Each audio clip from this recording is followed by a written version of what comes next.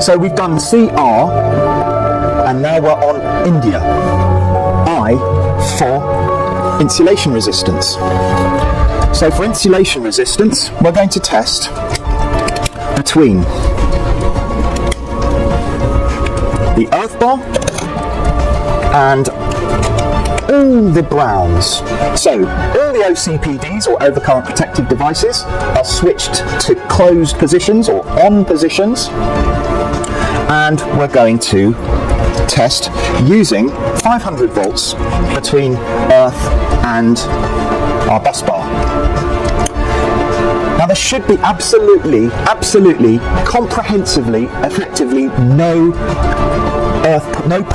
current path between the earth and the live bus bar. Zero.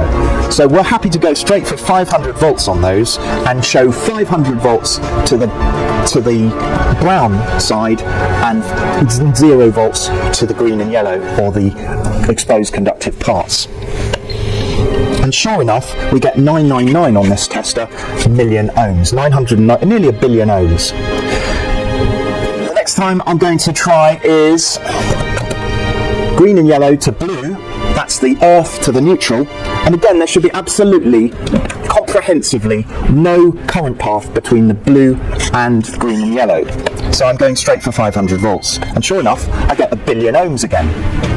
Now where I might have a problem is when I swap the earth for the line and I show 500 volts across the brown and the blue, because if there's any load in place, that is going to light the load up.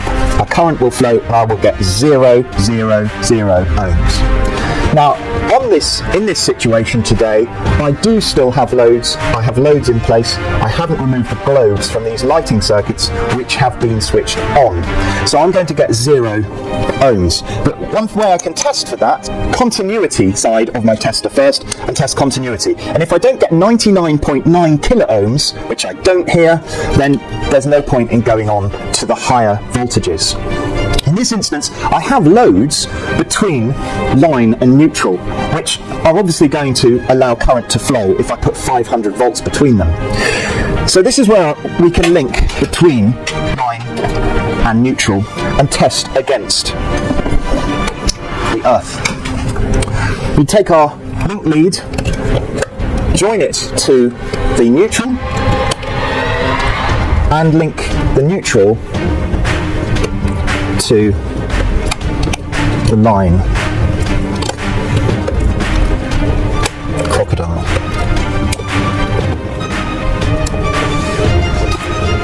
Then we test between earth, and we show 500 volts to both sides of our loads, so no current is going to flow through our loads. And this is very similar to what we've done before, and of course we get full Monty, a billion ohms.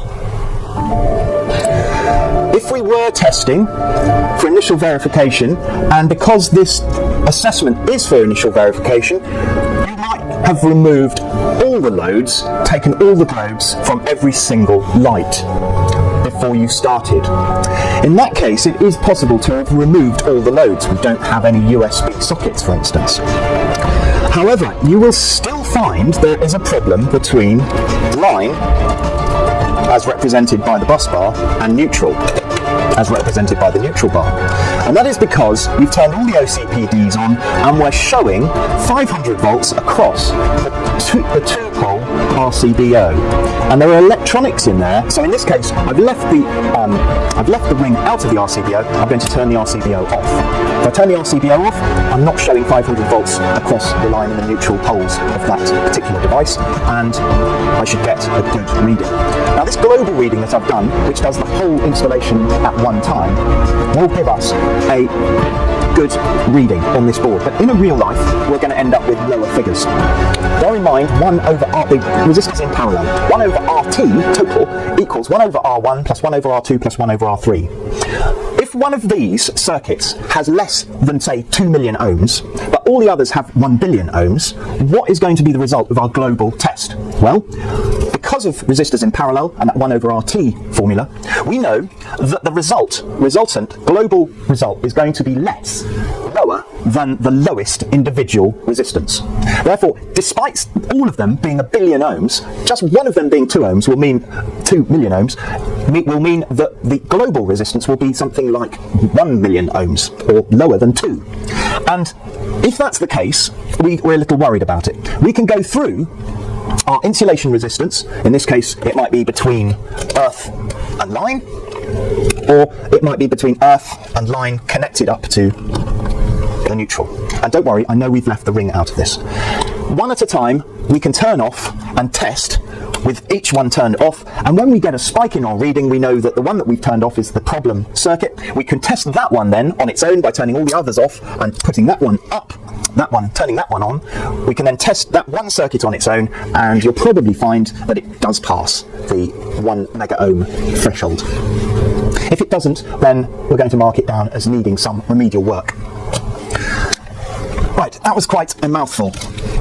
We've still got our ring circuit to deal with, but I just want to mention and remind you that if our RCBO that we have in our board has a white little whisker fly lead on it called functional earth, we have to remove that functional earth from the earth bar before we do any testing. Now, we've already proved that the brown here on leg 2 is connected to the other end of brown here on leg 1, and that the blue here on leg 2 is connected to the other end of blue here on leg 1. So we don't need to clamp these together, that's for sure. We can test between line with one crocodile clip and earth with the other crocodile clip, and we know we're testing the whole of that ring circuit against itself. We then test with the earth against the neutral, and we should get a big fat reading. And then the neutral against line, assuming there are no loads in, and the way we tell that is by putting it on continuity first. I get 99.9 kilo ohms on there, so we know we're good to go with 500 volts on that and test against that. I'm just going to put everything back now, because we've got to the end of CR and I. We've got to the end of CR and I, and the next one, P, is polarity dead. Polarity dead is a Brucey bonus. We get a tick in the box because we've done our R1, R2s, we've done our crossovers with the ring, both the R1 and the RN, and the R1 and the R2. Therefore, we know that polarity dead is correct. We know that from doing our R1 and R2 tests. Now, the reason for the order of these tests is safety.